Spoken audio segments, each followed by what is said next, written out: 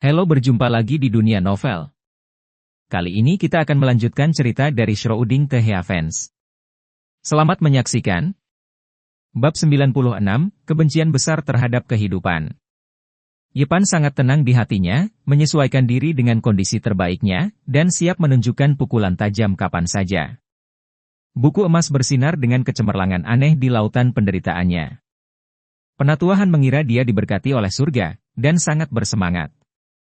Dia mengulurkan tangan kanannya dengan gemetar, menggenggam penutup kuali, dan mengangkatnya dengan penuh semangat. Dalam benaknya, sekumpulan pil harta karun terbaik akan segera dibuat disajikan, dan itu pasti akan berseri-seri dan berseri-seri. Benar saja, cahaya keemasan menyilaukan dan begitu indah sehingga Yao tidak bisa membuka matanya, dan langsung terbang ke arah tetuahan.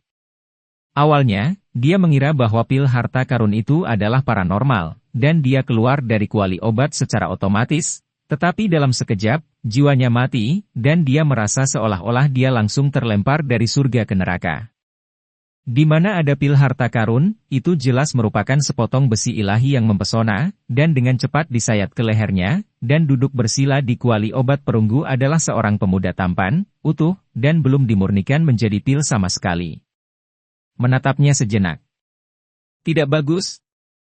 Penatuahan dipenuhi keringat dingin, berteriak ketakutan, dan ingin terbang menjauh, tetapi sudah terlambat. Cahaya keemasan terbang ke arahnya seperti kilat, dan memotong tenggorokannya dengan poof. Darah menyembur keluar, dan rasa sakit yang parah membuat penatuahan pusing, matanya menjadi gelap, dia jatuh ke belakang di tempat, dan jatuh dengan deras di genangan darah. Kertas emas itu sangat tajam sehingga memotong leher penatuahan terbuka di tempat, hanya menyisakan lapisan kulit tua yang masih menempel, dan darah menyembur keluar. Namun, penatuahan adalah biksu yang kuat. Meskipun dia terlihat sangat tua dan akan mati kapan saja, ada kekuatan yang sangat besar di tubuhnya.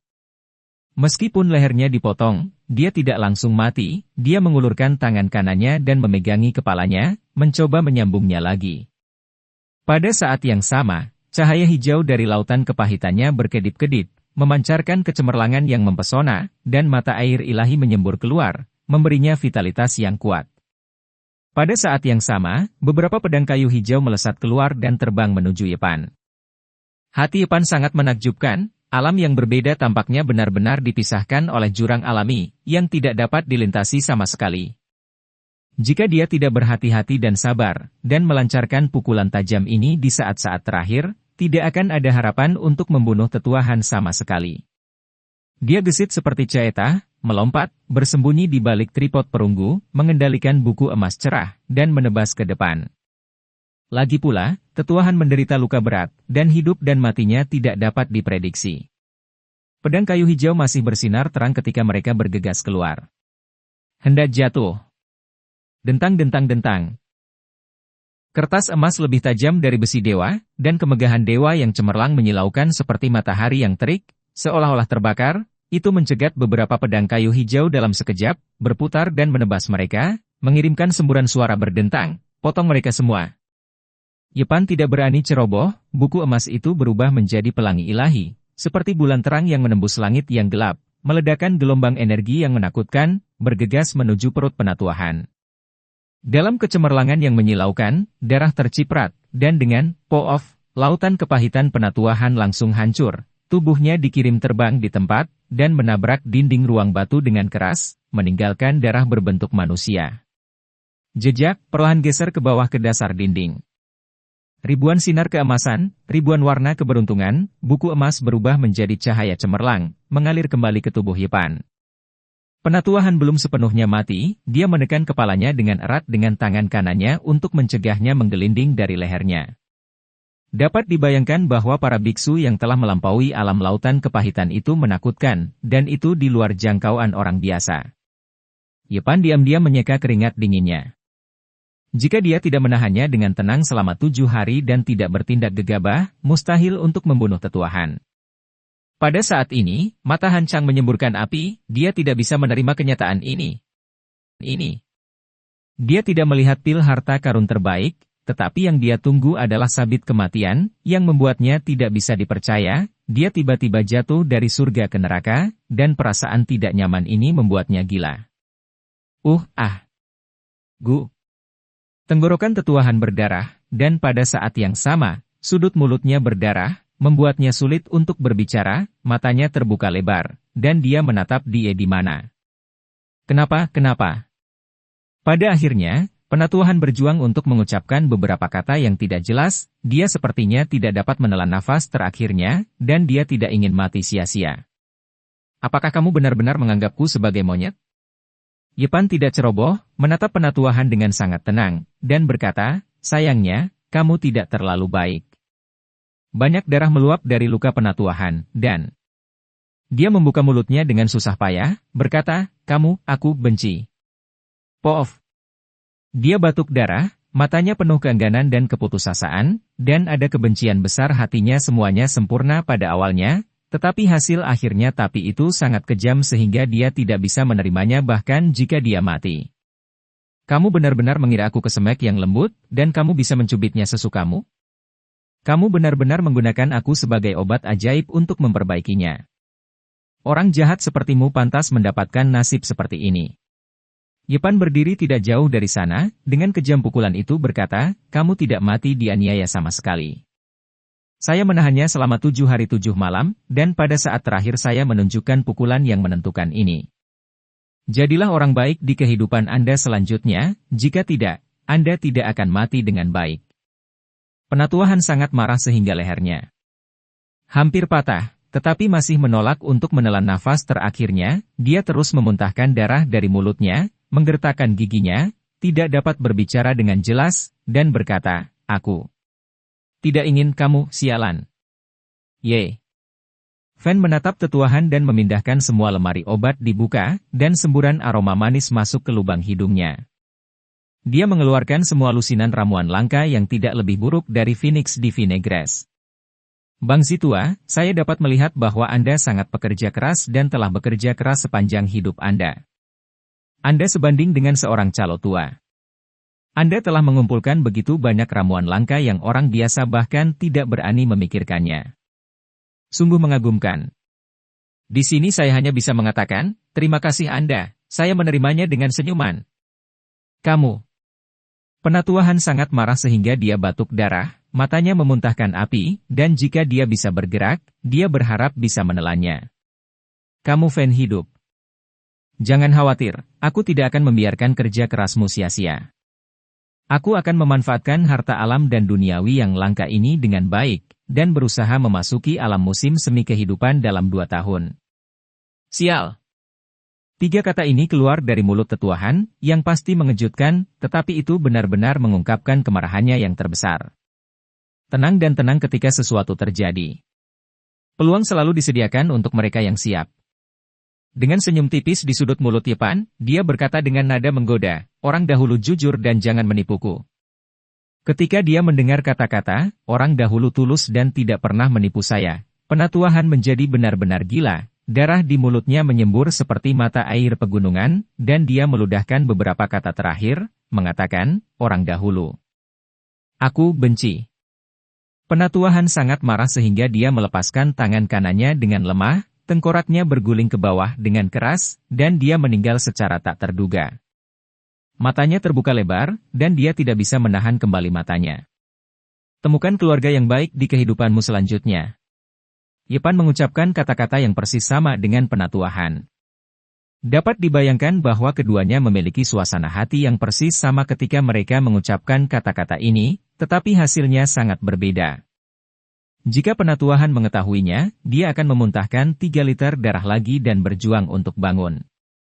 Yepan melangkah ke sudut ruangan batu, mengambil biji bodi dari meja batu, dan meletakkannya di pelukannya. Benih bodi ajaib ini dapat membantu orang menyadari tahu, dan nilainya tidak terhitung. Jika disebarkan, saya khawatir semua orang kuat di Donghuang akan datang untuk merebutnya.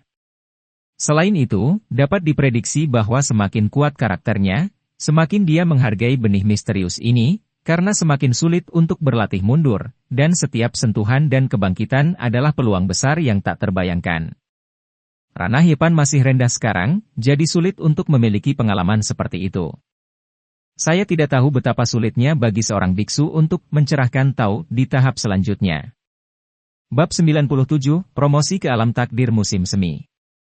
Ketika semua debu mengendap, tetuahan benar-benar terselesaikan, dan hidupnya aman, Yepan menjadi tenang, duduk di kursi batu, dan mulai memikirkan dengan serius kemana harus pergi.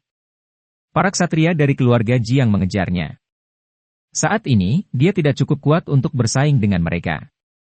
Sangat tidak pantas untuk menunjukkan wajahnya. Pilihan terbaik saat ini adalah menyembunyikan dan meningkatkan kultivasinya. Tidak ada keraguan bahwa rumah gua yang dibangun di tengah gunung ini adalah tempat persembunyian yang sangat bagus. Penatuahan pernah berkata bahwa ada banyak pola dao yang diukir di bebatuan, dan orang luar tidak dapat melihatnya sama sekali, dan tidak dapat menemukan tempat ini. Oke, aku akan berlatih di sini. Setelah Yepan membuat keputusan, dia mulai membersihkan ruang batu. Pertama, dia memasukkan tubuh penatuahan ke dalam kuali obat, dan menutupnya. Kamu telah memurnikan obat seumur hidup, dan kamu dapat menggunakan tripod alkimia sebagai peti mati, dan tinggal dengan damai di guamu sendiri.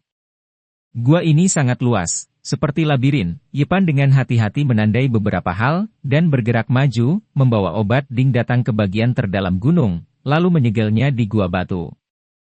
Setelah kembali ke ruang batu, Yepan terus membersihkan. Beberapa lemari obat dikembalikan ke tempat asalnya. Dia meletakkan selusin ramuan langka yang dia miliki di tubuhnya kembali ke dalamnya, yang merupakan tempat paling cocok untuk menyimpan tanaman obat. Selain lemari obat, ruang batu yang luas ini juga memiliki lebih dari selusin tripod obat perunggu, beberapa meja batu, dan beberapa kursi batu. Di atas meja batu terdapat 2 buku kuno yang sebenarnya terbuat dari kulit binatang, sepertinya sudah sangat tua, setidaknya berumur ratusan tahun. Jelas, penatuahan sering membolak-baliknya, meja dan kursi batu digosok dengan sangat halus, ada sebuah buku terbuka, dan ada beberapa catatan dari penatuahan di atasnya. Yepan menunjukkan ekspresi terkejut. Buku-buku kuno yang dibuka hanya beberapa kulit binatang. Ada banyak pola aneh yang terukir di atasnya, dan hampir tidak ada kata-kata. Itu tampak seperti simbol hantu dan tidak dapat dikenali. Jika penatuahan tidak meninggalkan beberapa catatan, akan sulit bagi Yepan untuk memahami arti dari kalimat aneh itu. Ini pola dao. Dia terkejut. Meskipun hanya beberapa halaman, itu adalah buku kuno berharga yang mencatat pola dao. Dikatakan bahwa pola tao adalah sesuatu yang diukir oleh para guru agung kuno yang memahami sifat dunia dan memperoleh sesuatu, beberapa di antaranya telah diturunkan ke dunia dan diwariskan. Dalam arti tertentu, pola tao adalah salinan dari persepsi orang-orang kuat kuno. Semakin kuat biksu itu, semakin dia suka mempelajari pola tao yang telah diturunkan ke dunia. Yepan melihat lebih dekat, dan dari jumlah karakter kuno yang terbatas, dia mengetahui bahwa ini hanyalah buku kuno, Taowen, biasa, ditandai dengan kata dasar. Namun, buku kuno, Taowen, biasa juga membuat penatuahan sangat keras, menulis banyak anotasi, dan dia tidak dapat memahami banyak tempat. Tampaknya pola dao sangat luas dan mendalam. Biksu yang tidak kuat tidak dapat mempelajarinya. Bahkan penatuahan hanya dapat melayang di ambang pintu. Yepan langsung berpikir bahwa sebagian besar pola dao di luar gua ini diukir oleh penatuahan berdasarkan buku ini. Meskipun buku ini tidak dapat dipahami, hal-hal yang dia tandai perlu dipertimbangkan dengan hati-hati, jika tidak, kemungkinan besar kamu tidak akan bisa keluar dari gua ini, Yepan. Membuka buku kulit binatang kuno lainnya, yang juga hanya sebuah beberapa halaman, hanya beberapa halaman ini adalah buku tipis, yang mencatat beberapa resep alkimia kuno, yang akan sangat bermanfaat bagi para bikhu setelah pemurnian. Namun, pengetahuan Yepan tentang elisir terbatas, bahkan jika ramuan yang disebutkan di dalamnya diletakkan di depan matanya, dia mungkin tidak dapat mengenalinya, apalagi membuka tungku untuk membuat alkimia. Ada catatan yang jelas dalam buku-buku kulit binatang kuno, jika seseorang menemukan obat suci yang dapat meregenerasi seseorang, itu dapat disempurnakan menjadi pil harta karun yang aneh, yang tidak hanya dapat meningkatkan umur biksu, tetapi juga sangat meningkatkan kultivasi mereka, yang sangat bermanfaat bagi para bikhu dari manfaat alam apapun. Tidak heran genta tua ini bersikeras untuk menangkapku. Setelah itu, Yepan menemukan mata air pegunungan di dalam gua dan banyak makanan yang disimpan oleh tetuahan, yang segera menyelesaikan kekhawatirannya, dan dia dapat berlatih di sini dengan ketenangan pikiran. Dalam beberapa hari berikutnya, dia dengan hati-hati mempelajari anotasi penatuahan pada buku kuno Daowen, dan akhirnya melihat beberapa cara, dan berhasil keluar dari gua. Sejak itu, Yepan hidup dalam pengasingan, sesekali keluar untuk memetik buah beri dan sayuran liar, dan menghabiskan sebagian besar waktunya untuk berlatih dan memahami Taoisme. Waktu berlalu, dan 1 tahun telah berlalu dalam sekejap mata. Yepan telah mengambil semua ramuan, dan lautan kepahitan emas telah dibuka hingga ukuran setengah kepalan tangan. Itu menyilaukan dan penuh vitalitas. Di tengah lautan kepahitan, awan mengepul seperti asap serigala, mengalir lurus ke atas, tidak lagi menyebar dan bertahan, seperti gunung berapi aktif yang meletus. Lautan kepahitan emas Yepan sulit untuk ditenangkan, dan itu menyembur keluar sepanjang waktu, seolah-olah hendak berkomunikasi dengan roda kehidupan dan melepaskan mata air ilahi. Setiap kali dia jatuh ke keadaan halus, akan ada gelombang di lautan kepahitan, dan suara ombak yang samar akan keluar dari tubuhnya, dan seluruh tubuhnya akan diselimuti oleh lapisan cahaya ilahi. Apalagi beberapa penglihatan bahkan akan muncul di lautan kepahitan, bagian paling tengah terus meletus, seperti gunung berapi bawah laut, dan kilat akan sering menembus langit. Setelah menjalankan metode misterius yang terekam dalam Tao Jing, akan segera ada fluktuasi kehidupan yang kuat di tubuhnya, dan lautan kepahitan keemasan seindah matahari terbenam. Energi mengalir tanpa henti, anggota tubuh dan tulangnya dipelihara olehnya, dan cangkang daging menjadi sangat kuat, jauh lebih kejam dari sebelumnya. Sangat sulit untuk menembus ranah Life Spring. Yepan merasa sedikit menyesal. Dia telah mencoba 5 kali untuk menyerang ranah Life Spring, tetapi tidak satupun dari mereka berhasil. Selama sekitar setahun terakhir, dia dengan sungguh-sungguh mempelajari kitab suci Tao dan terus-menerus mengeraskan peralatannya. Setelah berulang kali melebur dan mengukir pola Tao pada tembaga hijau, bongkahan besi dewa mulai terlihat luar biasa.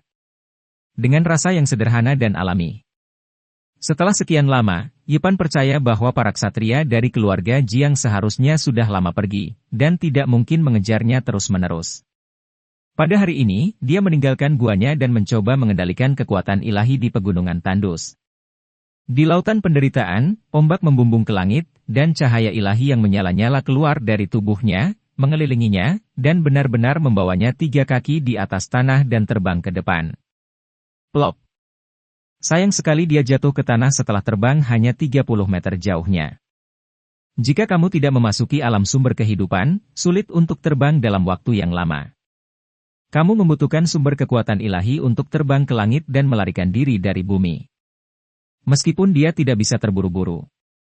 Langit, penerbangan jarak pendek semacam ini masih membuat Yepan merasa sangat baru. Terus-menerus setelah berlatih, dia menemukan bahwa dia bisa terbang paling jauh lebih dari 100 meter. Itu jauh lebih cepat daripada dia berlari, dan dia bisa menginjak rumputan dan pepohonan tanpa menyentuh tanah, seperti angin sepoi-sepoi.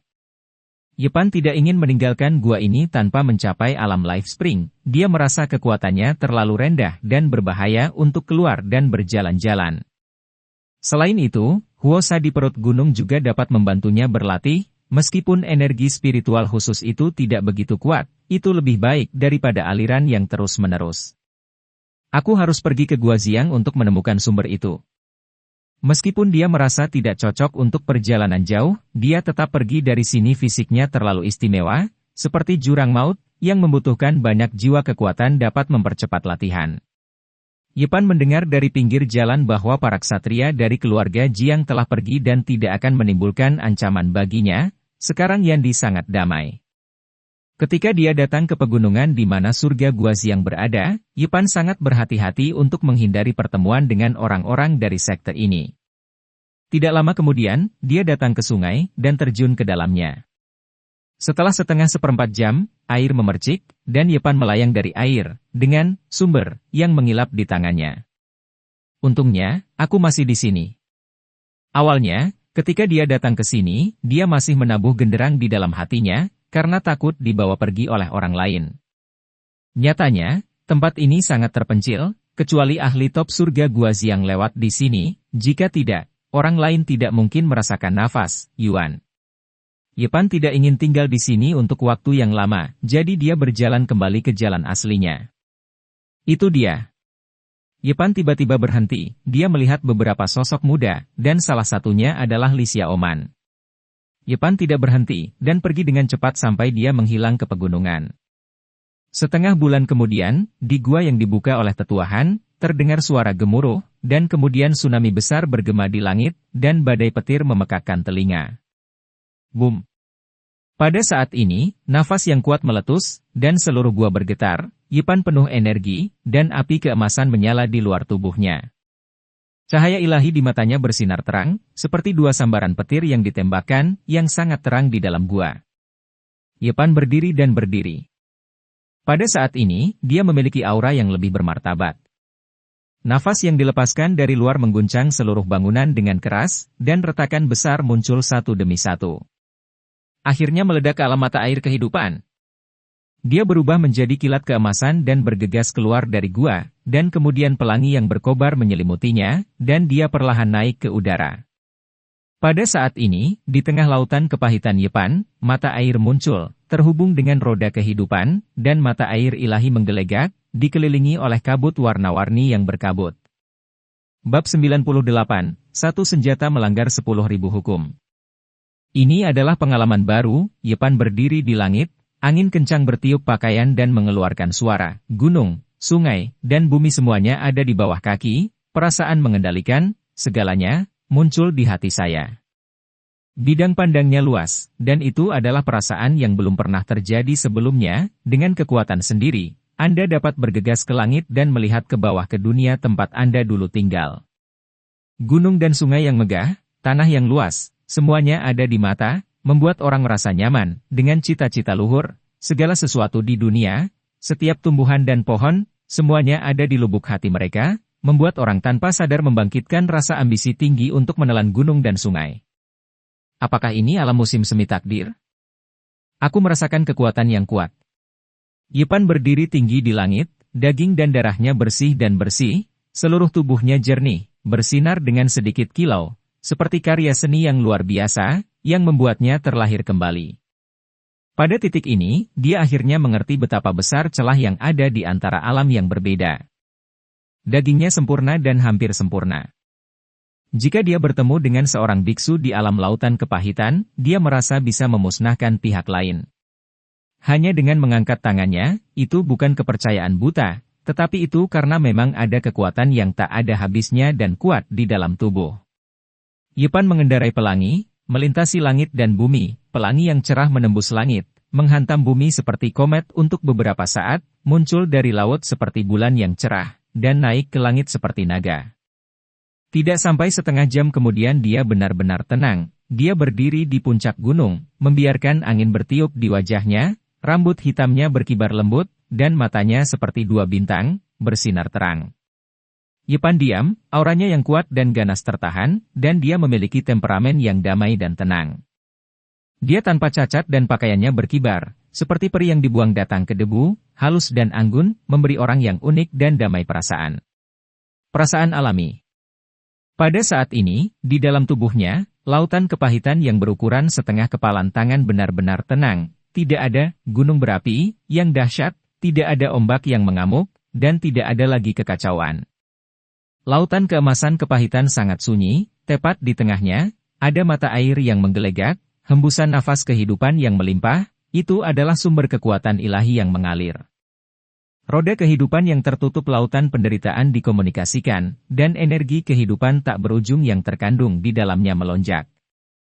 Ini adalah akar dari kekuatan biksu.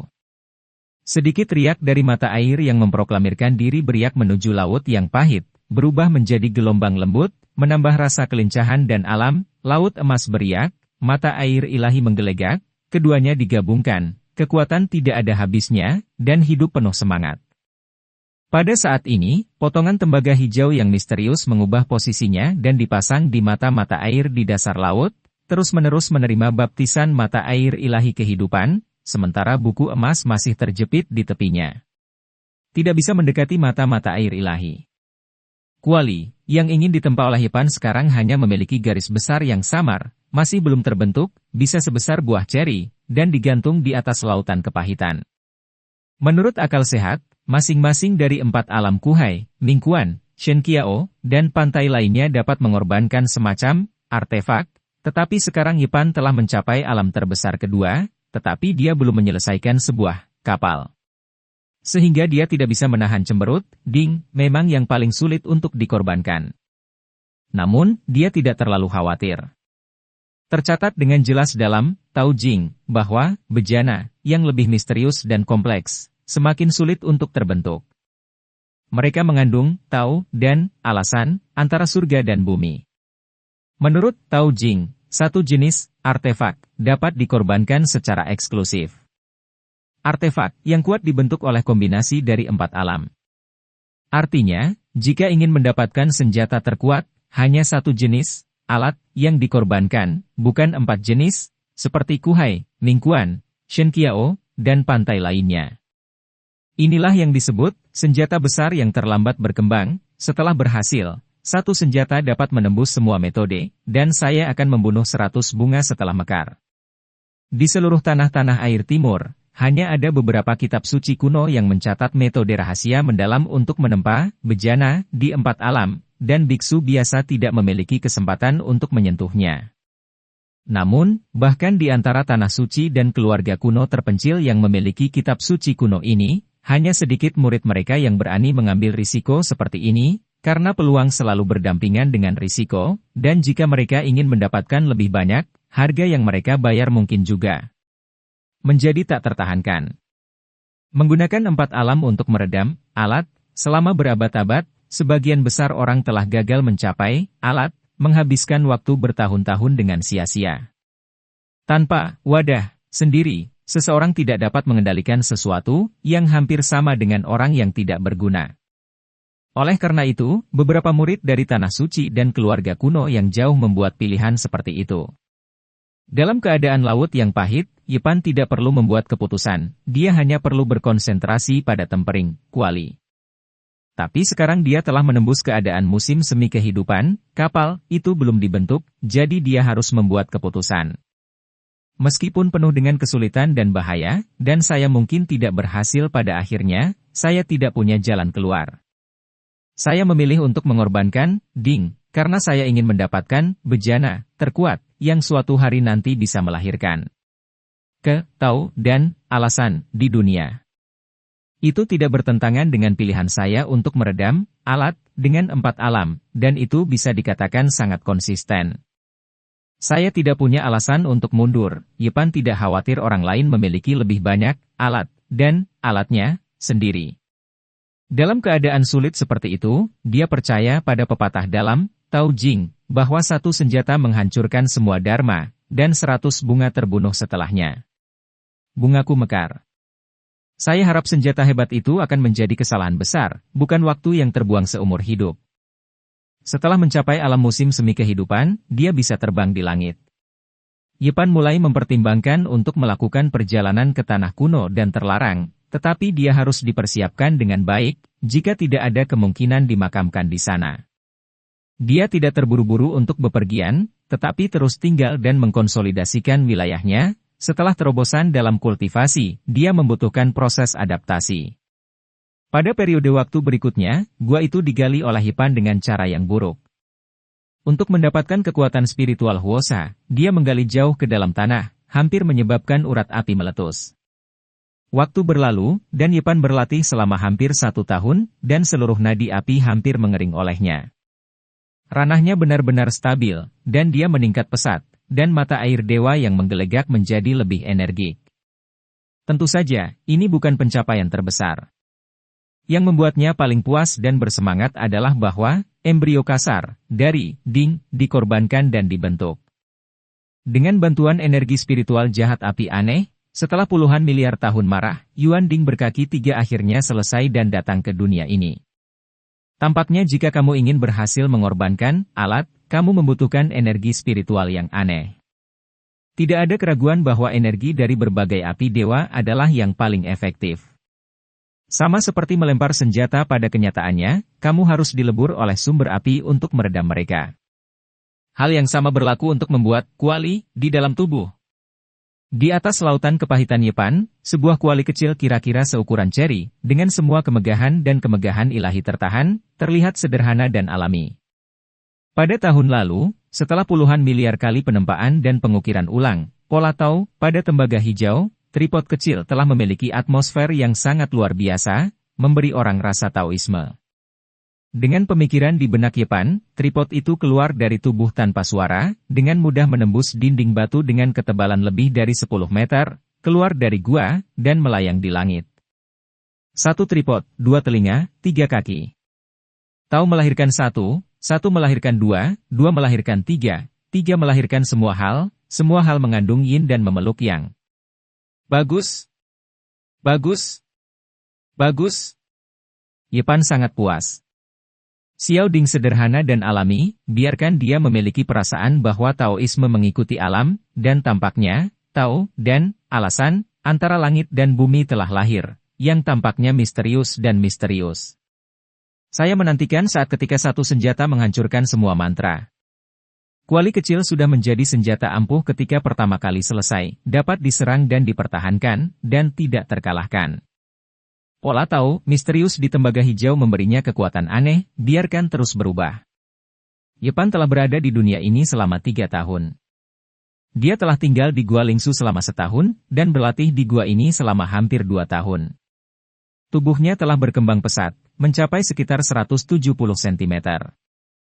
Masih terlihat belum dewasa, seperti seorang anak berusia sekitar 14 tahun. Saat itu, rambut pendek itu panjangnya 2 kaki, hitam dan tebal, dan secara alami berserakan di dada dan punggungnya, berkibar tertiup angin, dia terlihat sangat tampan, dan tidak ada yang menyangka bahwa pemuda seperti itu sudah ada di dunia. Dari Biksu Mingkuan. Sudah waktunya untuk pergi.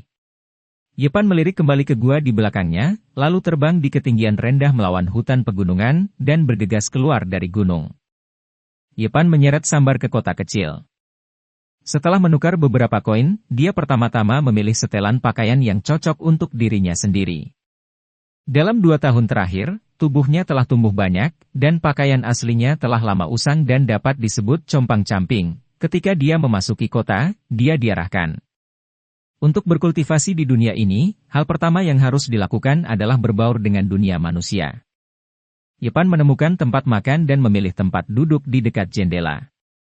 Di meja sebelahnya, orang-orang yang duduk-duduk memiliki temperamen yang baik, berbeda dengan orang biasa. Seorang biksu sejati tidak memiliki persimpangan dengan orang biasa, dan umumnya tidak akan menunjukkan yang luar biasa di depan dunia, bahkan jika mereka bertemu muka, orang biasa tidak akan tahu. Jelas bahwa orang-orang ini adalah biksu, berpegang pada prinsip yang konsisten, tidak ingin mengganggu manusia di sekitar mereka berbicara dengan suara rendah. Kecuali indera spiritual sangat tajam, jika tidak, orang biasa tidak akan dapat mendengar apapun pada saat itu. Semua. Makam Kaisar Iblis benar-benar jahat. Penggarap tak berujung telah mati selama lebih dari 2 tahun, tetapi mereka tidak bisa dibuka.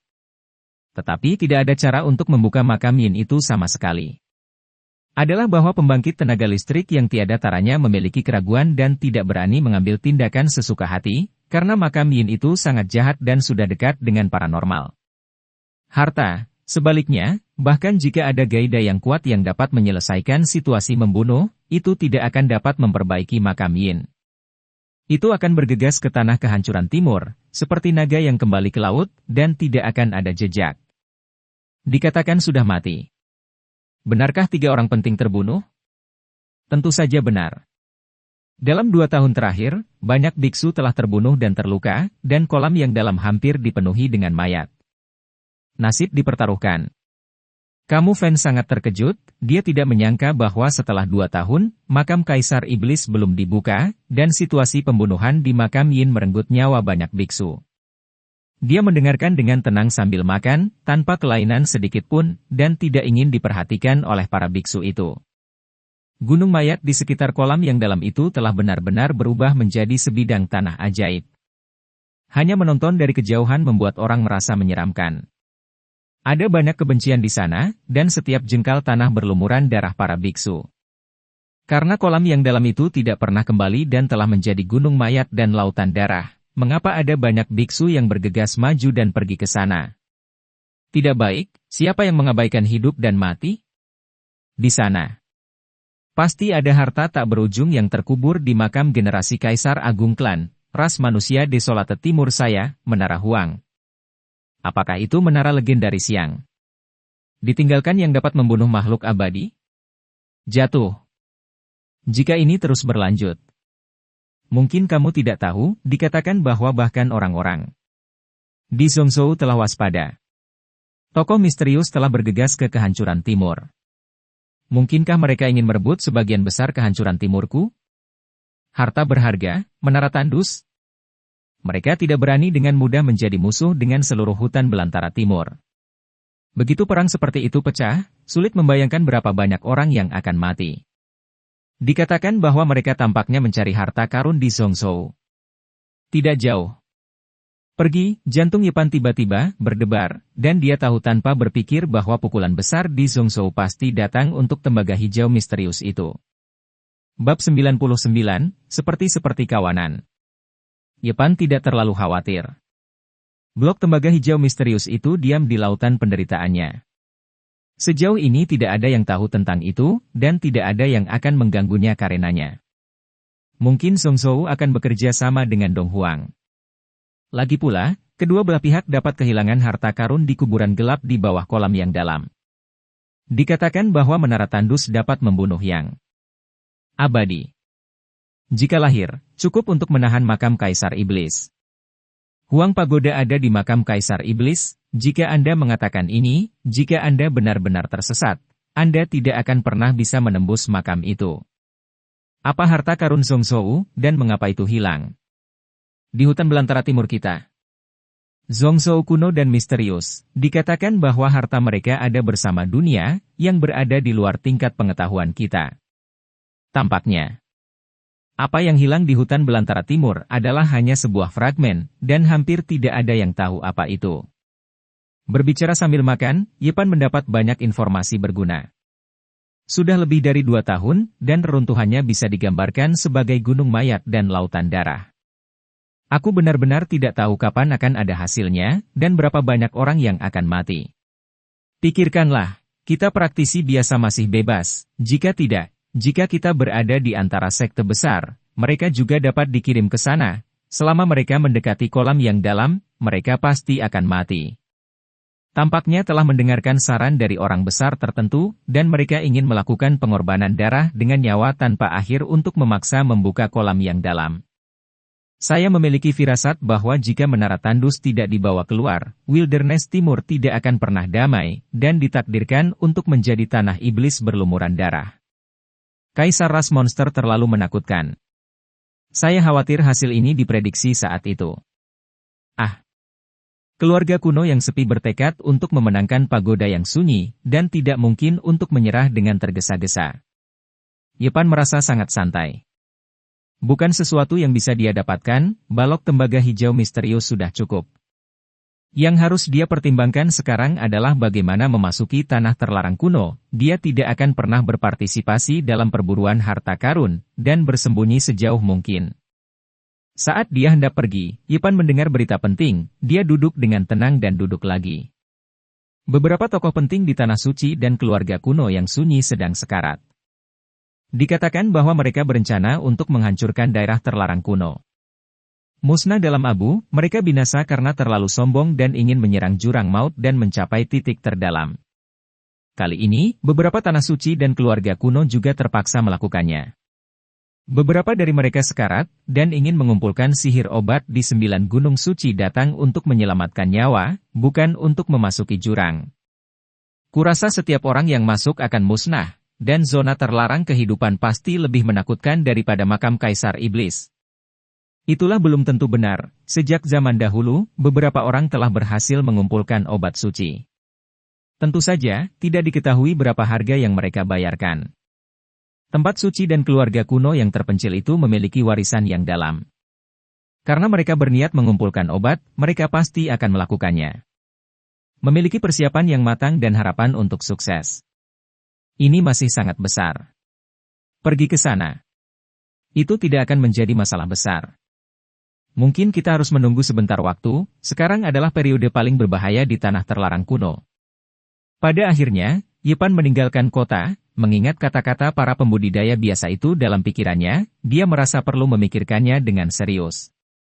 Area kehidupan terbatas itu jauh lebih berbahaya daripada yang saya bayangkan. Itu sebagian besar karena keberadaan 9 mayat naga dan peti mati perunggu besar. Yepan tidak terbang, tetapi berjalan jauh ke depan, melewati Yandu Dicara. Kota ini sangat megah, meliputi area yang sangat luas, dan tembok kota membentang seperti tembok besar, membentang di depan. Yandu sangat makmur. Melihat orang-orang yang ramai di jalan, Yepan memiliki banyak emosi. Dalam 2 tahun terakhir berlatih sendirian di pegunungan, kesunyian dan hiruk-pikuk di depannya benar-benar 2 ekstrim. Menghadapi gunung, tebing, dan sungai setiap hari, dia tiba-tiba kembali ke ibu kota yang begitu ramai dan ramai, yang membuatnya merasa sangat ramah. Manisan kurma sutra emas, besar dan manis. Sayap ayam renyah, kamu tidak butuh uang jika kamu tidak enak. Kulit sup sang, tipis, isinya besar, berair dan lezat, datang dan rasakan. Sebuah koin tembaga. Segala macam panggilan untuk jual beli terdengar tanpa henti. Ada juga berbagai pemain sulap di sudut jalan, mengumpulkan banyak orang dewasa dan anak-anak. Dan di depan setiap toko, ada orang-orang yang antusias mencari pelanggan, dan mereka bisa mengucapkan banyak kata-kata manis. Kultivasi terlalu sulit, dan dunia manusia sangat menawan.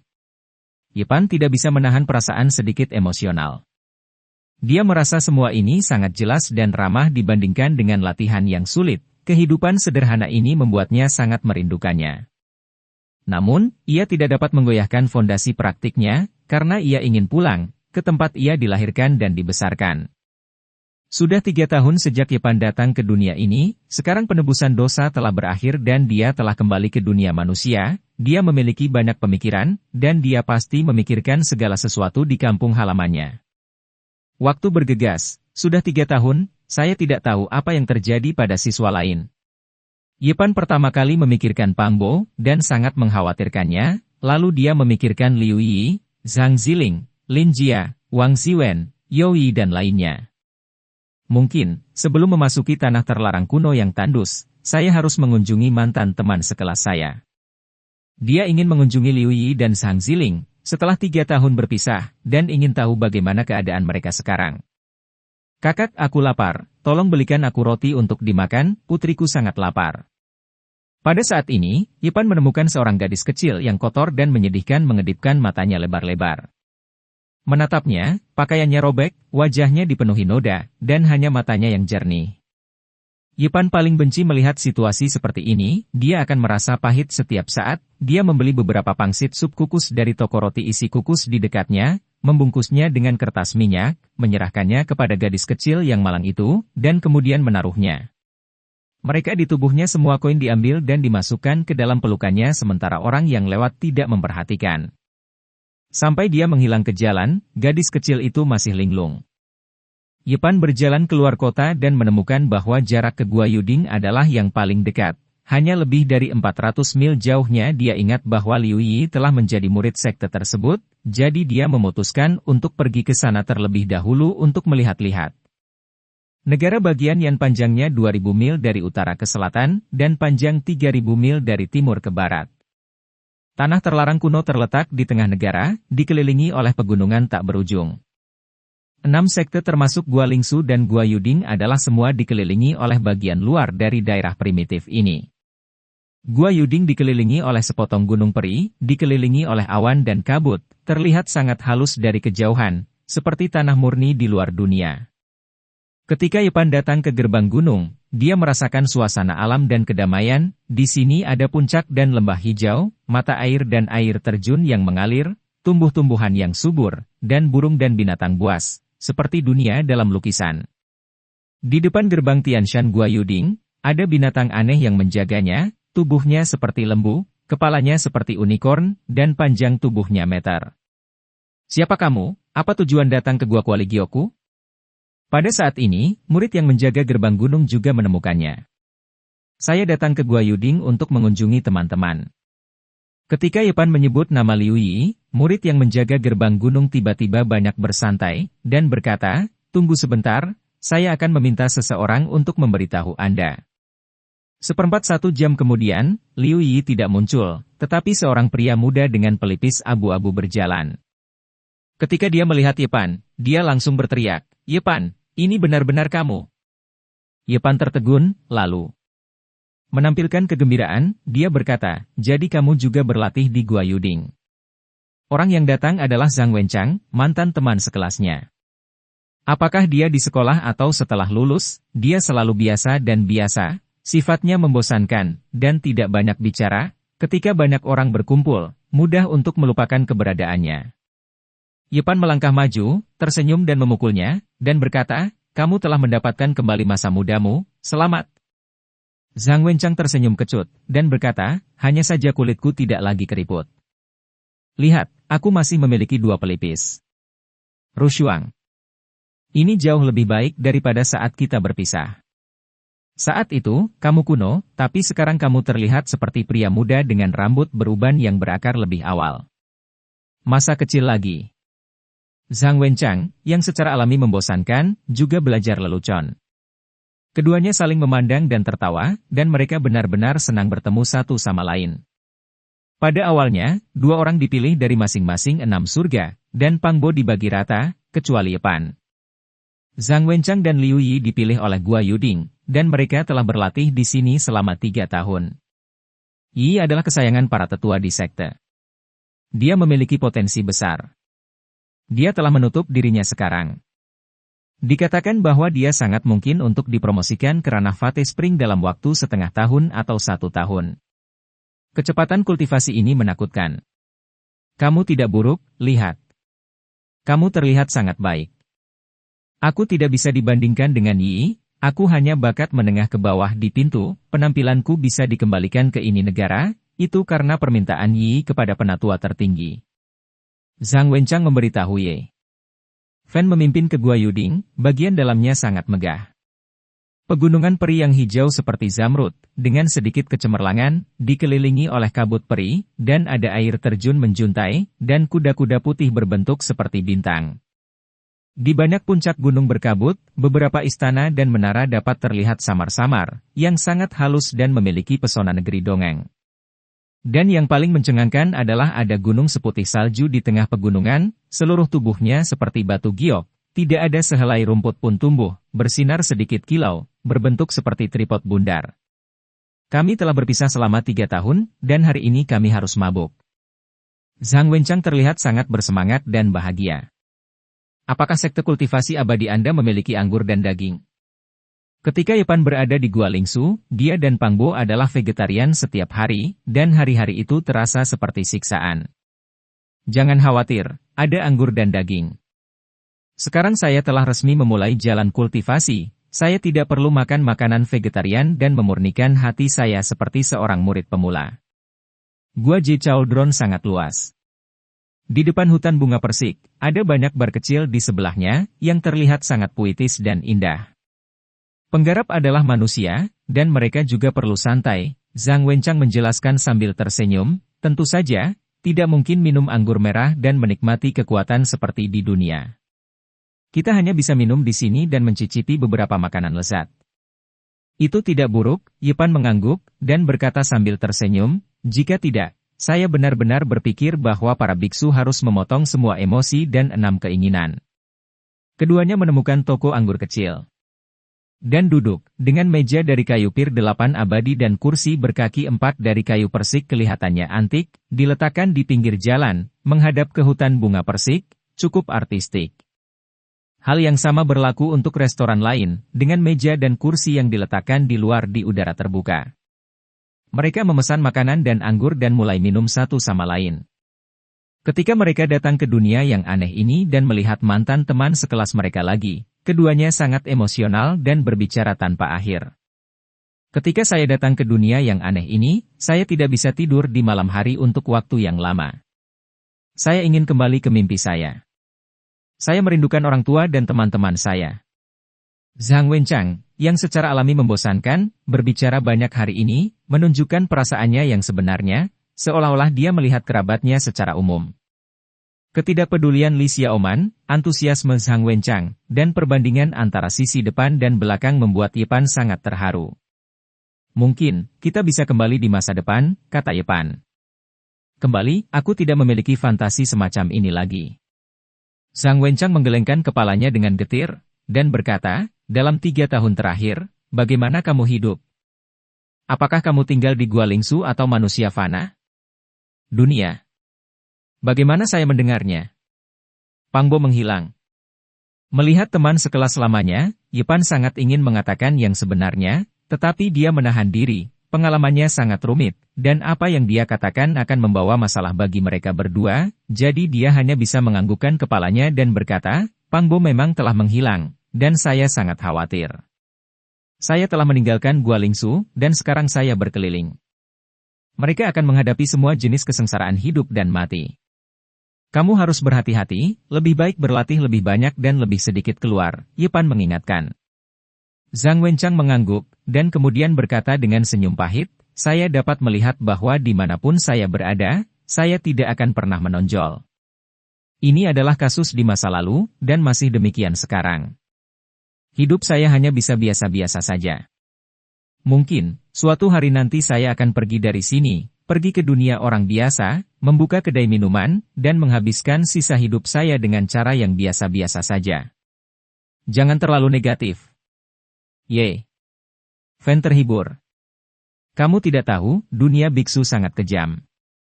Jika aku tidak pergi, cepat atau lambat aku akan mati di tangan orang lain.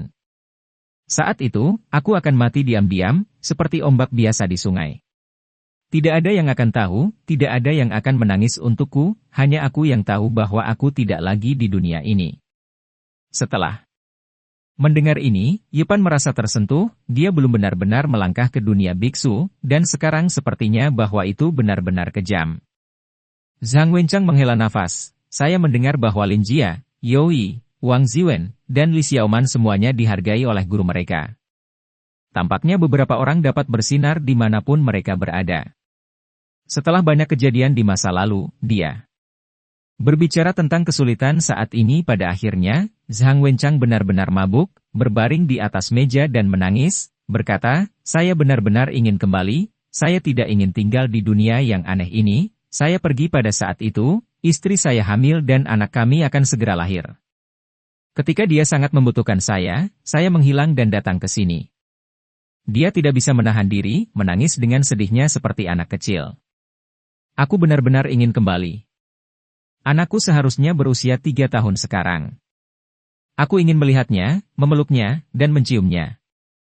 Melihat Zhang Wenchang kesakitan dan menangis dengan keras, hati Yepan berfluktuasi. Terus berbicara tentang stabilitas. Siapa yang saya pikir menangis? Ternyata itu adalah lelaki tua yang tidak berguna dan tidak berguna itu. Beberapa tawa datang dari jarak yang tidak jauh, dan beberapa anak muda menunjukkan penghinaan yang tidak terselubung dan berjalan ke sisi ini. Rambutnya putih semua, dan orang yang setengah lumpuh masih memiliki wajah untuk menangis. Konyol. Beberapa orang hampir berusia 20-an, dan mereka semua menyindir tanpa ampun. Yepan menghela nafas, dia akhirnya tahu bahwa kehidupan Zhang Wenchang di Gua Yuding sangat tidak memuaskan. Dia menembakkan 2 cahaya ilahi di matanya, menatap beberapa orang di depannya, dan berkata, kamu harus menjaga kebajikan di mulutmu. Siapa kamu? Kamu harus menimbang berat badanmu sendiri terlebih dahulu ketika ikut campur dalam bisnis. Saya benar-benar berpikir bahwa saya adalah takdir. Konyol menjadi ahli dalam Kuan Realm. Pakar macam apa yang bisa menjadi teman dari lelaki tua yang setengah berguna? Yi tahu, dia mungkin akan menuntut lagi. Itu kamu. Pada saat ini, anak laki-laki termuda di antara mereka, yang mungkin berusia sekitar 10 tahun, membuka matanya lebar-lebar, menunjukkan ekspresi marah, dan menatap Yepan dengan tegas. Saudara mudahan, apakah kamu mengenalnya? Tanya beberapa anak muda di sebelahnya. Mata pemuda itu menyemburkan api, dan dia mengertakkan gigi dan berkata, tentu saja aku mengenalnya. Dia bukan dari Gua Yudingmu. Dia pernah tinggal di Gua Lingsu kita. Dia benar-benar sia-sia. Yepan diam-diam menghela nafas. Merasa dunia terkadang sangat kecil, dan saya tidak menyangka akan bertemu Han Feiyu di sini. Sungguh, ternyata sia-sia. Benar-benar seperti sekelompok orang. Teman lelaki tua yang setengah berguna itu benar-benar sia-sia. Beberapa anak muda di sampingnya tertawa terbahak-bahak. Bab 100, Mencari Gigi. Berbaring di meja anggur, Zhang Wenchang mengangkat kepalanya, buru-buru menyeka air mata di wajahnya dengan lengan bajunya, menyembunyikan kesedihan dan kesedihannya, memaksakan senyum, dan berkata, "Maaf, saya minum terlalu banyak dan memikirkan beberapa peristiwa masa lalu. Saya merasa sedikit di luar kendali." Yipan menghela nafas dalam hatinya. Teman sekelas selama ini memiliki kehidupan yang sangat tidak memuaskan. Dia malu pada istrinya, dan merindukan anak yang belum pernah dia lihat, mau tidak mau, dan menangis dengan getir. Tetapi setelah diejek oleh orang-orang ini, dia ingin menutupi kesedihan dan meminta maaf kepada orang lain. Suasana hati seperti apa saat ini? Saat ini, pelipis Zhang Wenchang berwarna abu-abu, matanya bengkak, dan air matanya masih basah. Kesedihan dan kesedihan yang tersembunyi di hatinya dapat dirasakan oleh orang luar, yang membuat hati Yipan berkedut hebat. Teman sekelas tua ini benar-benar tidak mudah. Seorang pria yang sangat sederhana dan membosankan telah sampai pada tahap ini. Orang tua setengah pakai, kami tidak repot-repot mengenalmu. Bahkan jika kamu menangis sampai mati, itu tidak masalah bagi kami. Namun, temanmu berbicara dengan sangat agresif, dan kami ingin mengenalnya. Wajah orang-orang itu penuh sarkasme, datang ke meja anggur, menatap Yipan dan Zhang Wenchang dari posisi tinggi, dan Han Feiyu menunjukkan cibiran, menatap Yipan dan berkata, "Benar bahwa hidup tidak bertemu lagi. Aku selalu mengira kamu mati di reruntuhan itu. Kita bertemu di sini secara kebetulan, lebih dari 2 tahun telah berlalu, dan aku tidak ingin dekat denganmu sepanjang waktu." Yipan duduk di sana dengan tenang, menuangkan segelas anggur untuk dirinya sendiri, dengan sangat santai dan tenang, mengambil gelas itu, meminumnya dalam sekali teguk, dan berkata, "Di mana dalam hidup kita tidak bertemu lagi? Aku mendengar kalimat ini lagi, orang terakhir yang menyakiti orang lain. Tidak akan melukai dirinya sendiri, aku tidak tahu apa yang akan terjadi kali ini." Dia memikirkan penatuahan, dan pada saat ini ketika dia mendengar Han Feiyu mengatakan hal yang sama, aku merasa sangat aneh di hatiku.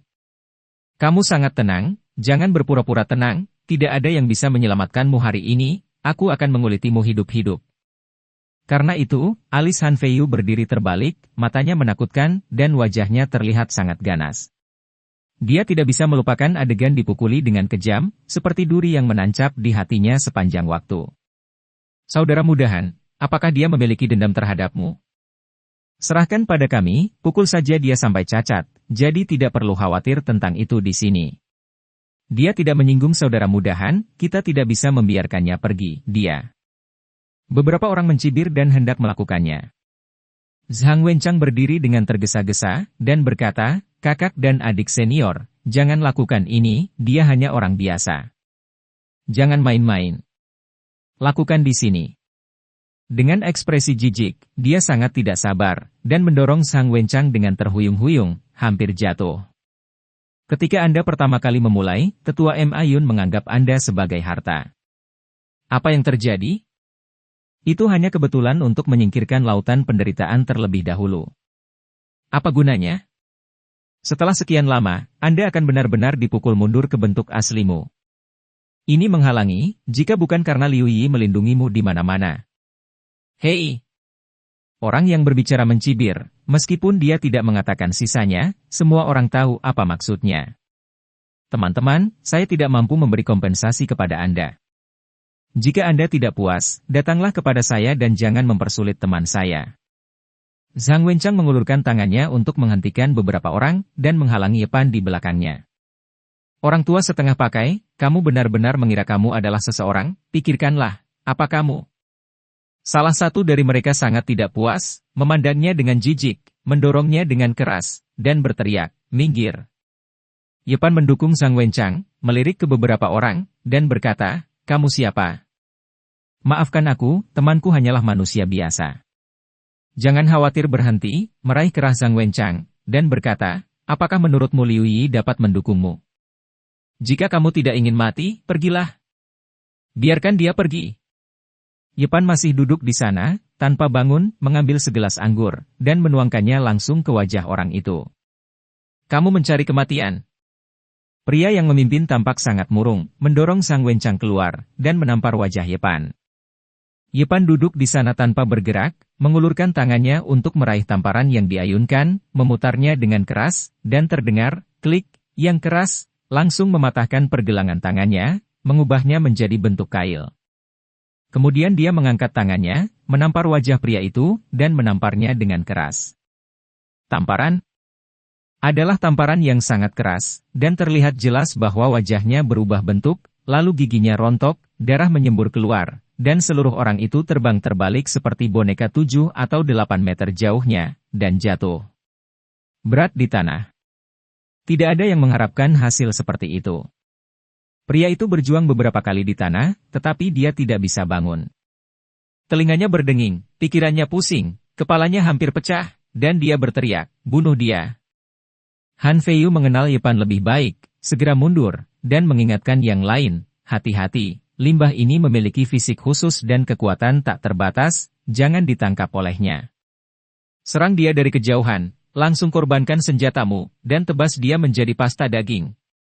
Agak terlambat baginya untuk mengatakan kata-kata ini, kecepatan Yepan terlalu cepat, dan dia langsung menarik seorang pria, pro dan kontra dia menamparnya, membuatnya pusing, dengan darah mengalir dari sudut mulutnya, seperti orang-orangan sawah, dan dia mengayunkannya sebagai senjata. Bang-bang. Kekuatan dan kecepatan Yepan sangat menakutkan. Dengan ayunan pria di tangannya, 3 biksu yang menerkamnya hancur dan terbang terbalik berteriak. Semua orang yang hadir mendengar suara tulang patah. "Kembalilah, jangan dekat-dekat dengannya!" teriak Han Feiyu. Bagaimana mungkin ada orang yang masih menggunakan dia untuk mengingatkannya bahwa pemuda tampan di seberang hanyalah seorang humanoid biadab, dia terlalu liar, memegang orang besar yang hidup seperti memegang tusuk gigi, menghancurkan orang lain berguling-guling di lantai. Junior Brother Han, tidakkah menurutmu dia sia-sia? Bagaimana bisa limbah ini memiliki kekuatan gaib seperti itu? Sisanya menanyai Han Feiyu dengan rasa takut yang masih ada. Ini benar-benar sia-sia. Dia tidak bisa berkultivasi, dia hanya memiliki kekuatan yang besar. Selama dia tidak dekat dengannya, mudah untuk membunuhnya, Han Feiyu mencibir dengan ganas. Semua orang mengorbankan senjata mereka, dan kecemerlangan berkedip sesaat. Segel kayu hijau, penggaris besi dingin, dan tombak darah merah semuanya tergantung di udara, mengarah ke Yepan. Jika kamu ingin dia mati, kamu bisa mengorbankan senjatamu. Aku tidak keberatan menggunakannya sebagai perisai manusia. Yepan melambaikan senjata humanoid di tangannya, dan berkata dengan santai. Dia tidak perlu mengungkapkan kekuatannya untuk menghadapi para bikhu ini di lautan kepahitan. Tidak, semuanya tenang. Zhang Wenchang melangkah maju dengan ekspresi cemas di wajahnya, berdiri di depan Yepan, dan berteriak kepada orang-orang itu, "Dia bukan hanya temanku, tetapi juga teman Liu Yi. Kamu bisa, perlakukan dia seperti ini." "Pak tua setengah pakai, pergilah dari sini. Tidak akan berhasil jika ada orang yang diangkat sekarang. Aku tidak akan bisa menghilangkan kebencianku jika aku tidak melakukannya, jangan bunuh dia."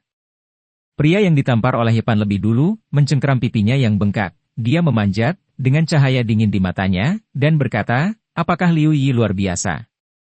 Jika dia berani datang ke Xingxi untuk menanyakan tentang kejahatannya, seseorang secara alami akan berurusan dengannya." Melihat teman sekelas selama ini yang memiliki kehidupan yang sangat tidak memuaskan, Yepan menghela nafas ringan, menepuk bahunya, dan berbisik, "Mundur, mereka tidak dapat membantuku setelah saya selesai berbicara." Yepan meraih lengan Zhang Wenchang dan melemparkannya tepat. "Apa yang kamu lakukan dengan Linglung? Gores dia hidup-hidup untukku." Pria di kepala berkata dengan marah. "Ci. Suara menusuk di udara berlanjut, dan segel kayu hijau, penggaris besi dingin, tombak darah merah, DLL. Datang dengan cepat. Yepan tenang dan tenang, melambai senjata humanoid di tangannya, terus-menerus menyegel. "Ah! Kalian jatuh menimpaku." Pria yang ditangkap di tangan Yepan menjadi sedikit lebih sadar saat ini, berteriak berulang kali, mengutuk dengan marah. Jika orang-orang itu tidak berhenti dengan cepat, biksu ini akan dipotong menjadi beberapa bagian. "Beri aku bersama. Ayolah, biarkan saya melihat apakah dia dapat memblokir semuanya, saya harus mencakarnya hidup-hidup." Pria terkemuka, dengan wajah muram, memerintahkan orang-orang di sekitarnya untuk menyerang lagi. "Chen Feng, kamu tidak bisa seperti ini, aku akan dibunuh olehmu." Biksu yang tertangkap di tangan Yepan berteriak ketakutan, tetapi segera dipukul oleh segel kayu hijau dan pingsan. Orang-orang di sekitar mematuhi pria bernama Chen Feng, dan mereka semua melepaskan senjata mereka dan menebas ke depan meskipun mereka sangat berhati-hati, mereka masih membuat luka berdarah di perisai manusia dari waktu ke waktu. Yepan tidak ingin membuang waktu dengan mereka. Setelah kultivasinya mencapai ranah mata air kehidupan, membunuh biksu di ranah laut kepahitan memang sesederhana menghancurkan semut. Dia memegang pria di depannya, tubuhnya berubah menjadi cahaya dan bayangan, bergegas langsung ke pria bernama Chen Feng, dan mencengkeram tangannya sebelum dia bisa bereaksi. Ah! Pria bernama Chen Feng berteriak berulang kali. Dia juga diperlakukan sebagai perisai manusia, dan beberapa luka muncul di tubuhnya. Orang-orang di sekitarnya tiba-tiba merasa seperti ditembak. Yepan berenang menjauh. Seperti sambaran petir, suara bang-bang-bang berlanjut, dan semua orang terlempar ke tanah. Hanya Han Feiyu yang berjuang, mengeluarkan segel kayu hijau lagi, dan menghancurkannya ke arah Yepan, mencoba mengejutkannya sampai mati. Namun, pada saat ini, dia ngeri menemukan segel kayu hijau yang baru saja berubah menjadi ukuran dari batu kilangan telah dihancurkan oleh Yepan. Fan menggenggamnya di tangannya dan tidak tergoyahkan. Bang! Han Feiyu sangat ketakutan sehingga semua jiwanya bergetar. Yepan dengan mudah meraih segel kayu hijaunya, lalu menamparnya dengan punggungnya. Itu semudah melambaikan pemukul lalat. Ya, pada saat ini, dia merasakannya dia seperti lalat. Klik! Tulang dada Han Feiyu patah, dia memuntahkan darah, dan terlempar ke tanah, tidak bisa bergerak lagi. Ada kerumunan orang tergeletak di depan restoran kecil. Semua mengerang kesakitan, tidak ada yang bisa bangun. Zhang Wenchang yang tidak jauh tidak bisa mempercayai matanya, dan berkata, ini. Yepan mengambil. Orang-orang ini, melemparkan mereka ke satu tempat, dan kemudian saling menampar, sambil berkata, hanya karena kamu ingin menggertak orang lain. Aku, seorang sampah yang tidak bisa berlatih, masih memukulimu habis-habisan. Papa. Yepan menyatukan tangannya, dan menamparnya satu demi satu, mulut orang yang ditampar berlumuran darah, dan giginya lepas. Semua orang berteriak dan memohon belas kasihan. Tentu saja, Yepan fokus untuk merawat Han Feiyu dan Chen Feng. Dia menempatkan mereka berdampingan seperti anjing mati, menampar mereka berulang kali, dan terus menampar mereka. Tamparan yang berdering tidak ada habisnya. Kamu! Mulut dan hidung Han Feiyu berdarah, dan matanya penuh dengan cahaya jahat. Pak! Yepan menampar wajahnya, lalu mengangkatnya, dan berkata, di mana kita tidak pernah bertemu dalam hidup. Setelah Han Feiyu mendengar kalimat itu, dia memuntahkan darah dengan marah, gemetar di sekujur tubuh, dan hampir mati. Dan cerita episode kali ini pun berakhir. Sampai jumpa di episode berikutnya di dunia novel.